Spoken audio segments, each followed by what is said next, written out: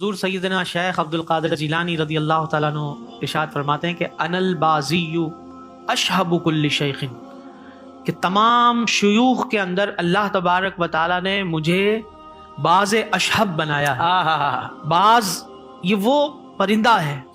پرندوں کے اندر دیکھا جائے تو باز وہ پرندہ ہے جو سب سے اونچی پرواز کرتا ہے، اور اس کی نگاہ بہت دور سے، بہت تیز اس کی نگاہ ہوتی ہے، اور وہ بہت دور سے گہرائی تک دیکھ لیتا ہے۔ اور غوث پاک شیخ عبد القادر جیلانی فرماتے ہیں کہ ومن ذا فی الرجال اعطی مثالی، تم میں کون ہے جس کو میری مثل عطا کیا گیا، ایسا عطا کیا گیا۔ پھر آگے خود فرماتے ہیں کہ بلاد اللہ ملکی تحت حکمی،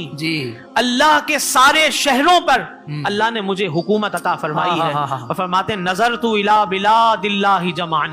اللہ کے جتنے شہر ہیں ان سب کو میں اس طرح دیکھتا ہوں کخردلۃ علی حکم اتصالی، جیسے میں اپنے ہاتھ میں رائے کے دانے کو دیکھ لیتا ہوں۔ اس طرح اللہ تعالیٰ نے آپ کو ایسی نظر عطا فرمائی ہے ہر ایک کو۔ کسی نے آپ سے پوچھا حضور قطب جو ہوتا ہے، جس کو قطبیت کا مقام عطا کیا جاتا ہے،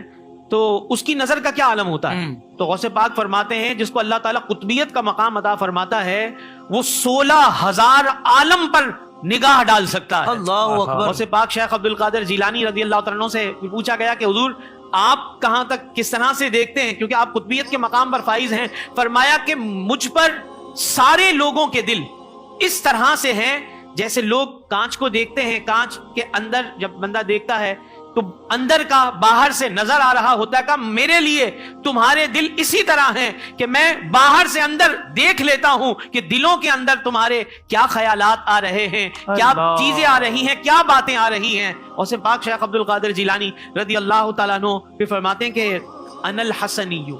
اپنے اس نسب کا اظہار کر رہے ہیں، کہتے ہیں کہ میں حسنی ہوں، والمخدا مقامی، اللہ تعالیٰ نے مجھے خاص مقام مخدا عطا کیا، یہ خاص ایسا مقام ہے۔ اور فرماتے ہیں وَأَقْدَامِي عَلَىٰ عُنُقِ الرِّجَالِ، اور میرا یہ قدم اولیاء کی گردنوں پر ہے۔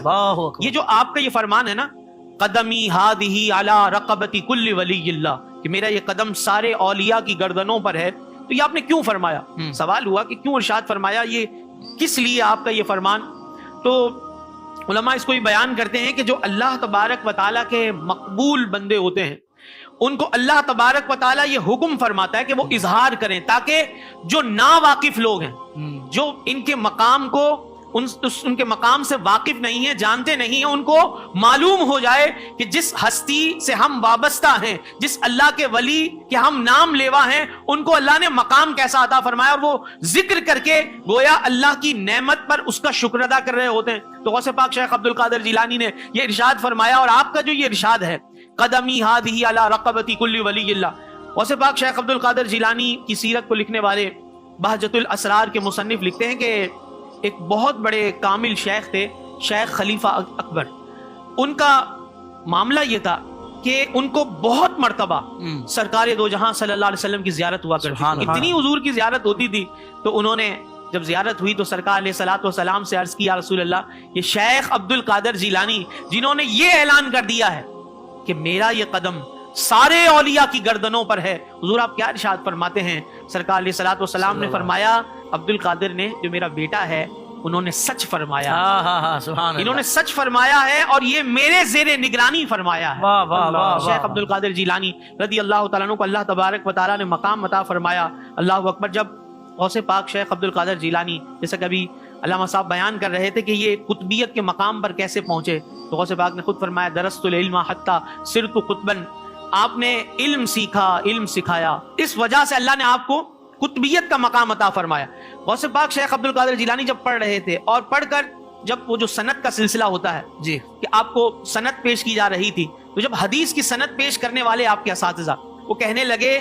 کہ عبد القادر جیلانی، یہ تو ہم جو آپ کو سند دے رہے ہیں حدیث کی، یہ الفاظ کی سند ہے، سند حدیث، حدیث پاک کے الفاظ کی سند ہم آپ کو دے رہے ہیں، جہاں تک معنی کا تعلق ہے، معنی سمجھنے کے لیے اور معنی کے لیے تو ہم خود آپ سے استفادہ کرتے ہیں۔